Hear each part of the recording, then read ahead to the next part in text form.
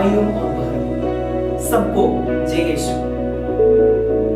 आज के 4 वचनों से मां कलीसिया बुलाहट के बारे में हमें सिखाती है। आज के पहले पाठ में हम मूसा को देखते हैं, जिन्होंने वो ईश्वर की आज्ञा के अनुसार हारून और उसके पुत्रों को बुलाकर पुरोहित के रूप में अभिषेक करते हैं। उसने हारून के सिर पर भी अभ्यंजन का कुछ तेल उड़ेला और उसे पवित्र करने के लिए उसे अभ्यंजन किया। इससे नबी को बुलाने वाले ईश्वर को हम दूसरे वचन भाग में देखते हैं। इस वचन भाग हमें याद दिलाते हैं कि हर एक बुलाहट में हम भेजा जाता है। ईश्वर पूछते हैं, मैं किसे भेजूं? कौन हमारा संदेशवाहक होगा? संत पौलुस कुरिन्थुस के कलीसिया को संबोधित करता है, प्रिय भाइयों, आपको मिले बुलाहट के बारे में सोच विचार कीजिए। आज के चौथा वचन भाग में ईसा मसीह अपने शिष्यों से कहता है, फसल तो बहुत है परंतु मजदूर थोड़े हैं, इसलिए फसल के स्वामी से विनती करो। प्रिय भाइयों, संत मत्ती के अनुसार सुसमाचार 5 से 7 तक अध्याय में हम ईश्वर के पहाड़ के भाषण का भाग देखते हैं।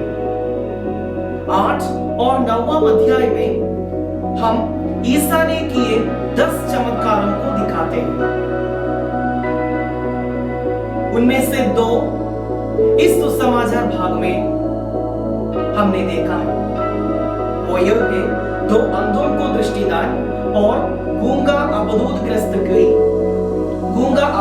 को चंगाया। हम इसके बारे में सोचें कि बुलाहट और दोनों चमत्कार के बीच क्या संबंध है? इस सुसमाचार भाग हमें यह बात सिखाता है कि हर एक बुलाहट अंधों को दृष्टि प्रदान करने के लिए और गूंगों को आवाज दिलाने के लिए है।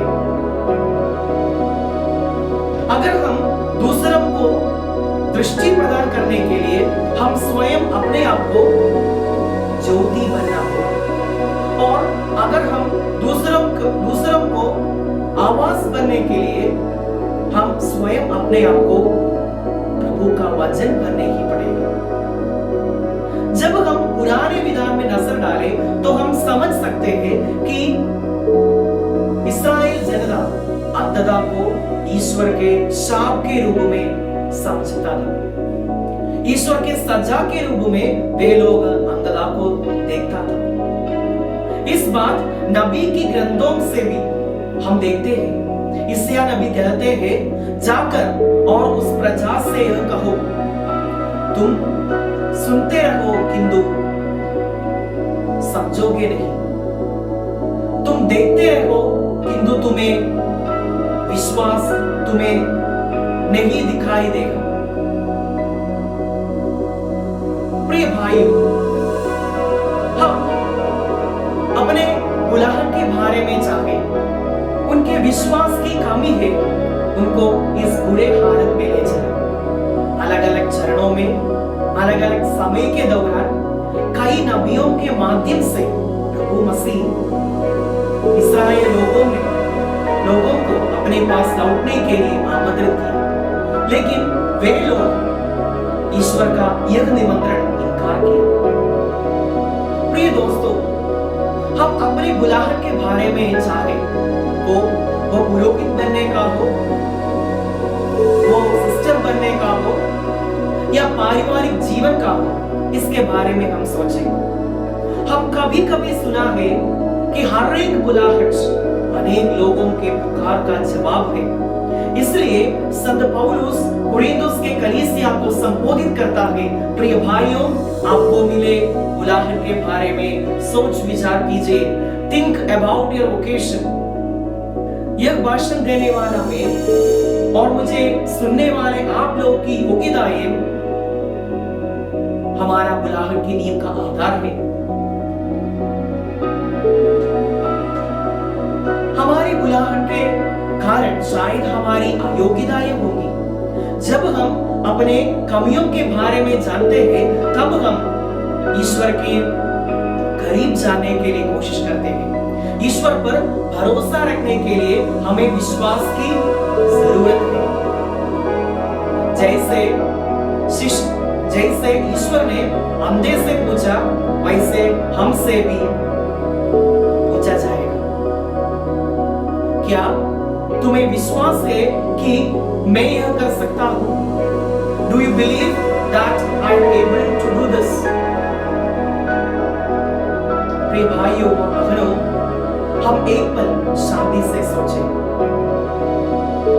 क्या हम इस दुनिया में एक ईसाई के रूप में रहने से हमारा विश्वास बढ़ाया है या घटाया है? जैसे शिष्य लोगों ने ईश्वर से कहा, हमसे भी ईश्वर से दुआ करें, प्रभु हमारा विश्वास बढ़ाइए। Lord increase our faith. दूसरों को ज्योति बनने के लिए और दूसरों को और उनके जीवन में प्रभु का वचन बनने के लिए हमें विश्वास से भरपूर होना चाहिए। पापा फ्रांसिस ने अपने एनसाइक्लिकल लेटर लुमेन फिडे में ऐसे कहता है, when the flame of faith dies out, all other lights begin to dim.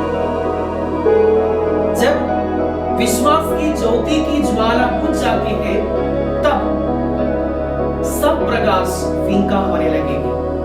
तो आइए मेरे प्यारे भाइयों और बहनों, हम ईश्वर से प्रार्थना करें कि हम दूसरों को ज्योति और उनमें प्रभु का वचन बनकर हमारा बुलाहट का उद्देश्य पूरा करें।